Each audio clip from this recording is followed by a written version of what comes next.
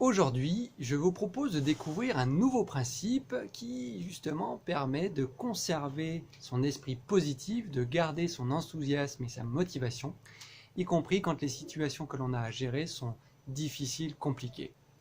Bonjour, je suis Stéphane, coach, formateur, conférencier, qui vous aide à libérer votre plein potentiel. Alors effectivement, on a vu récemment que la vie nous réserve des bonnes surprises et parfois des moins bonnes. Et ça a été le cas avec mon opération du genou, où vous avez été nombreux à être surpris de me voir tout de suite après l'opération, plutôt enthousiaste, en jovial, avec une bonne mine, et puis assez motivé. Et je vous avais partagé le fait qu'il n'y avait rien de miraculeux derrière ça, mais simplement le fait que ça repose sur un certain nombre de principes. Le principe du jour, eh bien, c'est le fait que face à ces situations un petit peu difficiles, compliquées à gérer, sur laquelle je vous rappelle on n'a pas la main, mais où simplement on peut gérer notre réaction, eh bien c'est le fait de ne pas rester seul face à ces situations. De ne pas rester seul, mais en même temps de faire attention à être bien entouré.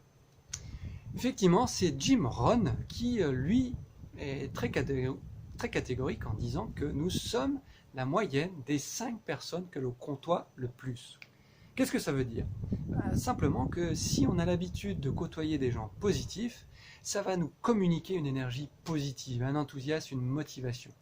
Et que si à l'inverse, on a plus le réflexe d'être entouré de gens rabougris, de gens un petit peu tristes, de gens qui voient toujours le côté du verre à moitié vide plutôt qu'à moitié plein, eh bien ça communique une énergie négative. Donc le principe est très très simple. Quand on a une situation difficile, compliquée à relever, mais même de manière générale, quand on a des projets, quand on a envie de réaliser des projets, il faut veiller à bien s'entourer. Il faut veiller à aller chercher de l'énergie positive chez les gens qui nous entourent et surtout de fuir les gens négatifs qui vont vous puiser de l'énergie.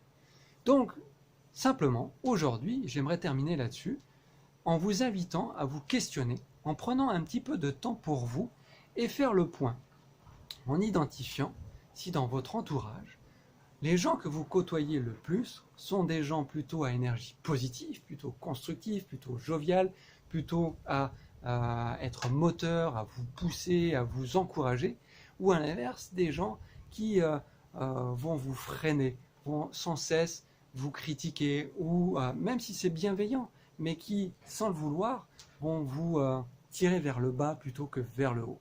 Faites ce petit bilan, faites ce point. Ayez le courage peut-être de prendre un peu de distance avec les gens négatifs. Et ce qui est le plus compliqué, c'est quand c'est dans un environnement proche.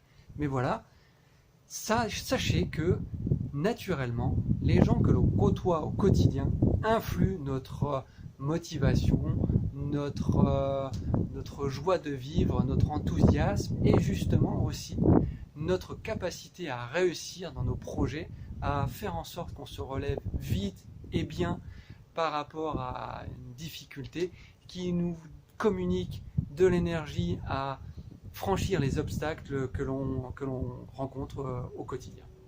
Voilà le principe du jour. Donc retenez que pour garder un esprit positif, constructif, enthousiaste, il faut s'entourer de personnes positives, constructives, enthousiastes. Voilà, on se retrouve très vite pour une nouvelle vidéo avec un partage d'un principe complémentaire à celui du jour.